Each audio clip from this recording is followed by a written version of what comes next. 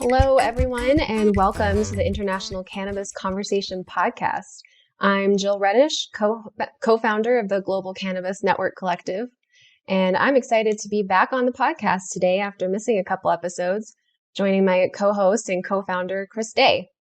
Hey, hello, everybody. It's great to be back with everyone. Thanks to TRICHOMES.com, as always, for continuing to let us do this. It's been a fun 6 or 7 weeks of episodes, and we've got a whole bunch of really good ones coming up in the coming months as well. So if you haven't subscribed yet and you keep kind of finding us on accident, stop that. Hit the subscribe button, and we'll be able to keep you updated. And yeah, welcome back, Jill. It's nice to have you with us again. Looking forward to today's discussion and having you here and on the next several as well. Yeah, it's great to be back, and I'm definitely excited for today's conversation with cannabis consultant extraordinaire, Mr. Nathan Mison. Nathan has a long career in consulting across the Canadian market, so that's our topic for today, what's happening with Canada. And Nathan is currently the CEO of Diplomat Consulting. To give you a little bit of background, he's worked with Fire and Flower and founded his own Mison and Associates, largely focused on the government relations space, stakeholder consultation, things like that. I also wanted to point out his involvement with the National Cannabis Working Group for the Canadian Chamber of Commerce. And he's the chair of the Alberta Cannabis Council, among a few others. And he even was a founding member of North Canvas, an ancillary cannabis incubator, and a founding member of the Alberta Cannabis Retailers Association. I think you've kept yourself a little bit busy there, Nathan. Yeah, it's been an interesting ride. I think, one of the things. Thank you very much for the opportunity. I'm really excited to join you guys today and have a conversation that I think is becoming more and more prevalent about Canadian companies coming to America, American companies coming to Canada, and how that integration will continue to work. And we're really excited to join you on the conversation about that. So I want to say that first. So thank you very much for the opportunity. I think one of the things that was really important in the space that we wanted to talk about and add to right away is the power of collectivism, right? 100%, we all know that we're going to compete against each other in the future. But when it's so new and so regimented, there's more opportunity to come together, fight for the changes that we need to see in the sector to be successful, and then evolve from there. I was very lucky that Fire and Flower specifically gave me a lot of leeway and allocated resources to be able to bring that collectivism together, and not just as retailers as well, but combining licensed producers, cultivators, and retailers. But the third part of the spoke that a lot of people forget about is ancillary businesses. And ancillary businesses are the largest share of the cannabis sector. And I think people quite often forget that, Stats Canada in Canada actually just came out with numbers today. And year over year, retail sales are up 120% from 2019 to 2020. But the interesting part about that is the ancillary businesses are a 3.5 times multiplier to retail and cultivated sales.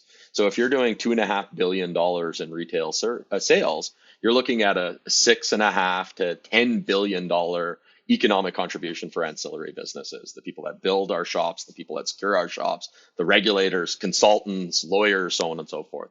So the thought with some of that collective opportunity was bring them to the conversation so that they can add their voice to us. So it's not cultivators and retailers whining for better policy. It's the sector talking about the economic opportunity and getting those politicians to maybe treat us a little bit better together. So I have been lucky to spend a lot of time trying bringing that stuff together and seeing if there's more commonality than division now and how we can actually create a better market because of it. Yeah, as you look at all the different markets around the world, it is interesting to see how often people forget a supply chain exists, right? They take pictures of a plant in a greenhouse or a field or somewhere, and then all of a sudden it shows up as a final product somewhere, and all that stuff in between is lost. And everybody currently sitting on this recording is considered ancillary, right? So I'm really glad we all exist. It's a fun industry to be in. It is, How is Diplomat sort of fitting into this? Are you guys focused primarily on sort of the government affairs side and taking this collective discussion there, or where does that fit? So we brought something to market that we call public positioning. And what that is combining government relations, public relations, investor relations, and strategic relations, tying it together so that one begets the other begets the other. So too often we forget that in politics, politicians care about the optics as much sometimes or more than the policy. So we have to make sure that when we're presenting something, we're actually showing them what the optics for them to come on board to our policy recommendation is. So bringing that environment together creates a greater opportunity for us to create intrinsic wealth for our clients, opportunities to move stuff forward. But because a good press release where you're moving the government needle creates potentially investor relations opportunity, which creates stock bump, it all of a sudden becomes a value chain of conversation. So we take a very different approach where we try and take those usually disparate things, forge them together in one strategic opportunity to create regulatory foresight that creates economic opportunity. And as you've talked to people all along the supply chain and the politicians, and then you look at the numbers that you just referenced coming out, and there's these huge increases in purchase. What do you think is driving that? Because there's a ton of constraints on how people can promote and what they can do and all that. Do you see this primarily as a further opening of the supply chain, and thus the availability just is now there more? Or is it that there are actually more people who were sort of kind of curious in the past that are now new customers? What are the primary drivers behind the market? So again, we can speak primarily about Canada because I have a lot of the statistics available. And I think you're going to see some of the same parallels to the American market. And fascinated to talk about how the Canadian lessons can actually be applied in America, because I think it's going to be very interesting to see how that role goes. So Stats Canada, which is our overarching organization that evaluates statistics for the government that they then release out, estimated pre-legalization, self-declared citizens said that 22 to 26% of the Canadian population consumed cannabis. Okay, so that's pre-legalization. So when you're talking about a population base of 39 million people, you're talking about a significant percentage of the population already 5 to 7 million people are potentially consuming cannabis prior to. So I think one of the interesting things that we haven't done a very good job is we haven't in Canada transitioned the legacy market into the legal market as much as we perhaps could. Those were the market, and those were the individuals and businesses that were in and consuming cannabis prior to legalization in. But the fastest growing population of cannabis consumers in Canada is seniors, right? It's the fact that what we're seeing is societal normalization of a product that after legalization didn't have the furor and societal impacts that the media and the politicians came out and said. Like October 17th of 2018 was when we legalized in Canada. And if you believed it, every community, no matter how big, was going to have a 200-car pileup. Cats were going to be marrying dogs, and dogs were going to be marrying cats. And it was going to be the end of days, and everybody was going to be harassed about. And then legalization came, and it was like, oh, nothing's changed. Was this product already ubiquitous in our society? Right? So I think it's interesting in the fact that, I do get to talk to government a lot and policymakers and influencers. And the fascinating thing is the citizens of Canada, and I think America as well, when you look at public policy in the States and public polling, is the citizenry are already more positive to cannabis legalization and have moved on from the stereotypes of the past more than our politicians, our bureaucrats, and our influencers have. And there's actually this fascinating divergence between the two, where policymakers are actually entrenching the tropes of the past, where Canadians and the vast majority of Americans are like, South Dakota is legalizing. Like, come on, like South Dakota, right? Like things are changing, people. Let's get with it. There. Utah passed it by referendum. Like, things are changing. Like, let's catch up with it. But the policymakers haven't. So I think we haven't seen the societal harms, right? So people are like, oh, this isn't the demon weed, and it's not reefer madness, and it's not going to create promiscuity in women like the 1939 films, and people are not going to run out of windows when they've smoked the devil weed. It's a relatively benign product when it comes to your ability to function in society, and therefore it's been adopted by more people, and I think that's what we're seeing in the sales numbers. Yeah, some real interesting similarities there between the populations of Canada and the US in terms of that. But of course, as you mentioned, since Canada legalized recreational marijuana in 2018, we now have the benefit of a couple of years to look back at, what's happened, where we are now, what might happen next. And, I think from your perspective, you have an interesting opportunity to say, like, what went well with Canada? There's always lots of places, opportunities that you can maybe bash what the Canadian government has, decided to do in the rollout. I'd love to talk about that too. But, let's just start with, what do you think Canada did well? We went first. Like, let's forgive poor Uruguay, who's down there shaking their fists at us saying, we were first. Yeah, Canada was the first G7, the first G20 nation, and the first Commonwealth nation that did it.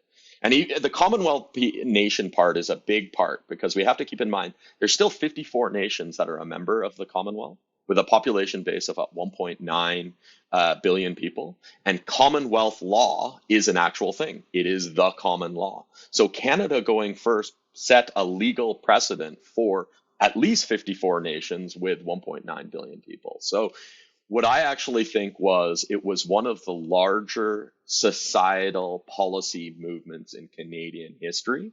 And that is what we did really well. How we've done it, the regulations, the restrictions, the revisioning, absolutely we can talk about it. But it is a leap forward when you take a prohibited product that for 80 years was banned in a jurisdiction, and you legalize it in violation of 3 worldwide treaties. Let's not forget that as well, where Canada, when it was at a table with Russia and China, averted their eyes and were like, hey, don't pay attention to us legalizing Canada over here, or cannabis over here. So Canada didn't brag, but I think they also did something that made a lot of sense, and Colorado was a great example of this, right? Where Colorado was very liberal at the beginning of its cannabis legalization regime.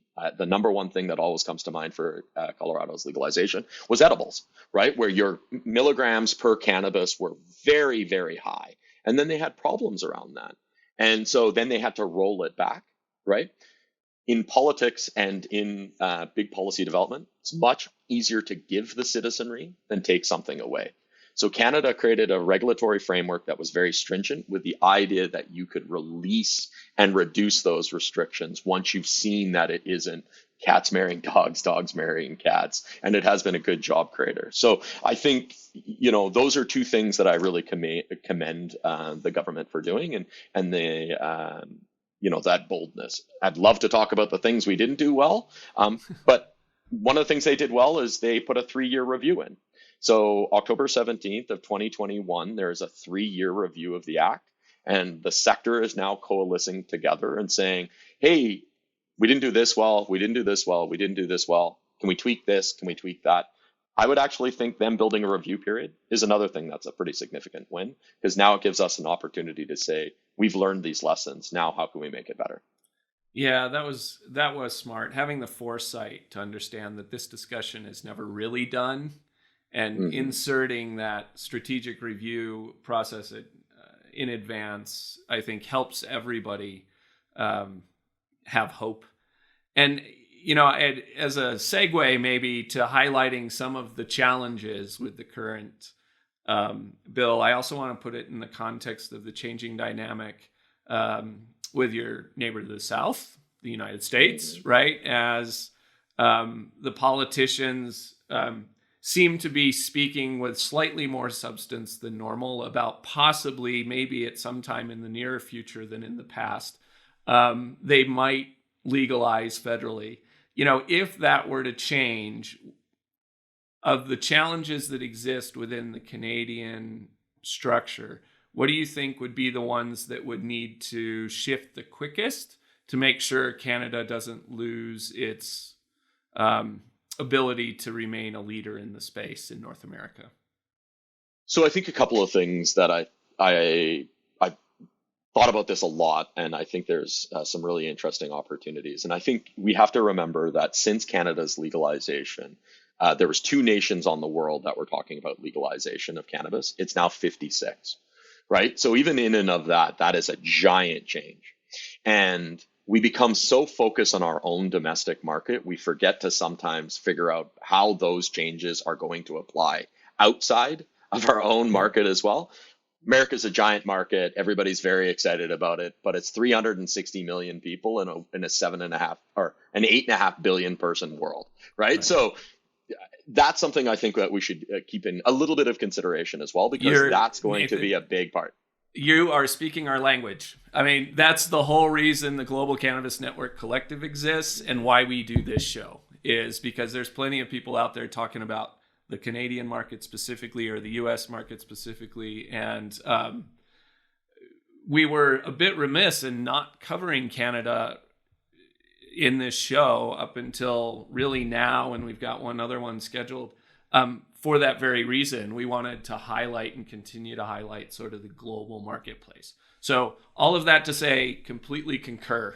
And it's not very often that you talk to someone that says, hey, we should actually pay attention to our place in the world as opposed to just our neighborhood.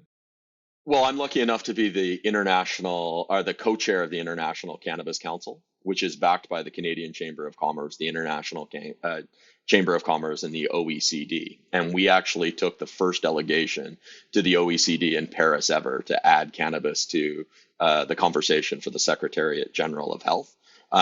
So, the Canadian Chamber led a trade delegation over there because one of the greatest opportunities for us and a differentiation between Canada and the States is going to be the ability for the export of our regulatory framework. And that is going to create incredible opportunities for businesses in North America, both cultivators and retailers, but specifically ancillary businesses, that will have an opportunity.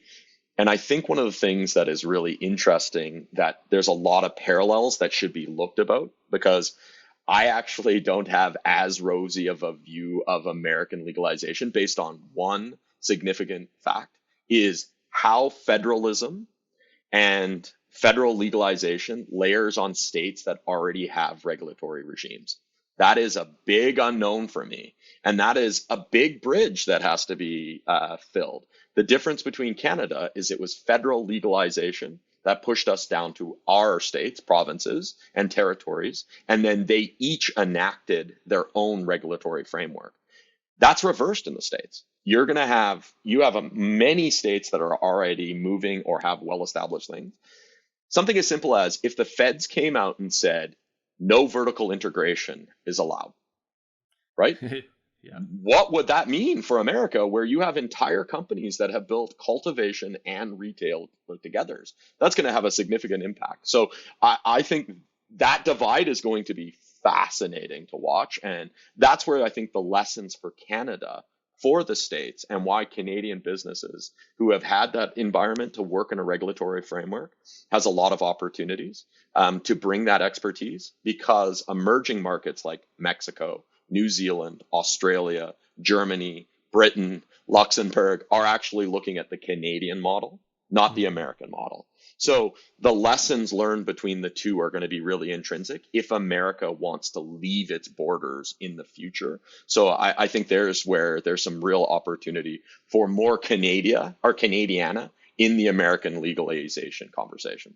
Yeah, the only thing I'm certain of is that no matter what they do, there are going to be a lot of very wealthy lawyers. So That will be very true. we'll see how the rest of it pans out. But one other thing, you're based in Alberta, right? In I am. Edmonton, I am. and a lot of folks, when we talk about the Canadian market, right, are hyper focused on Ontario and what's happening over there. So when you've looked at sort of the interchange and differences between the provinces and how those rollouts happened, what are those key differences that you think have sort of made the biggest impact on the market? And do you think that over time they're all going to become more synchronous?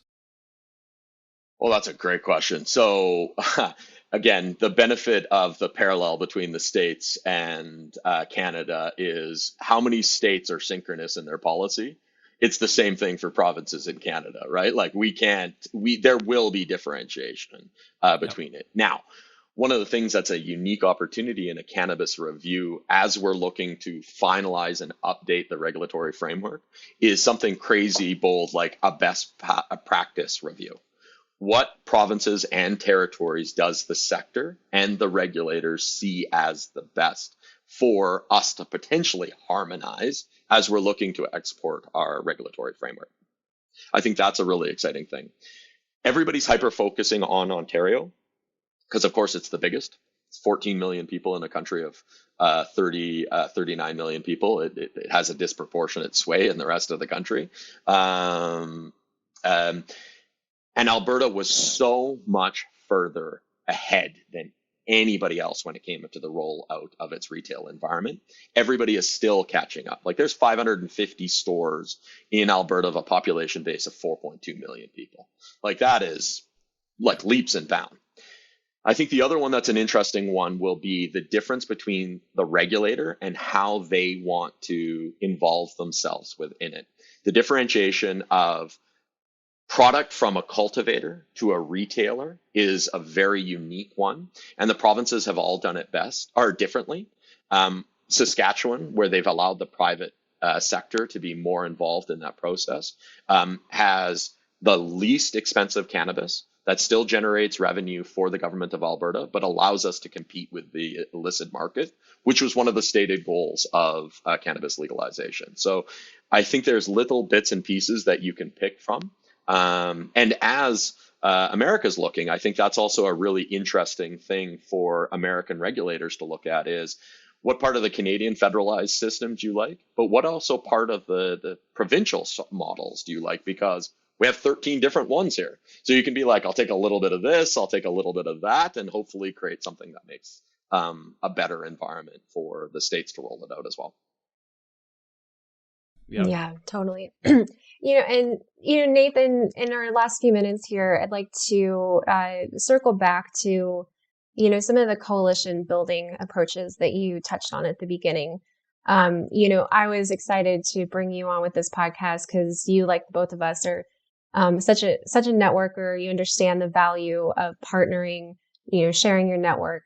What would you tell a retailer as to why they should be joining a coalition, an association? What's the benefit to them? A better environment for them to optimize their business, to find more common sense in an uncommon sense world. You're not going to be able to do that if you're yelling alone into the void or trying to get attention of policymakers who are paying attention to a global pandemic, COVID economic recovery, people who don't have heat, so on and so forth. Cannabis is way down the chain of priority items. The only way to change that is by making your voice louder, and that's by bringing more people to the fold to add to the volume of your voice by finding commonality and pushing for a regulatory framework that makes sense Fight in the future. You'll find differentiation in the future, but create the best environment for everybody to be successful in, and then fight for differentiation. That is, I think, while we're doing policy development, why coalitions are so important and why they make sense. And secondarily, don't forget to bring non-traditional partners to the table. Retail associations. One that we're spending a lot of time on is landlords right now. Landlords have done very well off the cannabis sector, but something as simple as a thought experiment for you. Will more traditional retailers close in the next 18 to 24 months, or cannabis retailers open in an open environment? When you look at the death of malls, big box stores, the move to online due to a global pandemic, having bricks and mortar who are actually paying rent gives us power from a retail point of view that we should take advantage of. So it's also bringing partners who seem odd bedfellows, but because we have commonality, we can actually advocate together for greater change and greater opportunity for the sector that we're in and building at the same time as working and moving in. Yeah, totally. Moving in the same direction and working together for all. Love it. With that, I think we're coming up on our time right now. So Nathan, thank you so much for joining us today. This has just been such an interesting conversation, and really appreciate you sharing your perspective on Canada, our place in the world with us, and just really interesting stuff today. Thank you again. Thanks for the opportunity. It was a pleasure, and hopefully we can continue to talk about what can be instead of what was for the cannabis sector. So it becomes a greater opportunity because we're just starting and there's much more to come. Perfect. Thanks, Nathan. Thanks, Jill. Glad to have you back. And thanks, everybody, for listening in to this edition of the International Cannabis Conversation.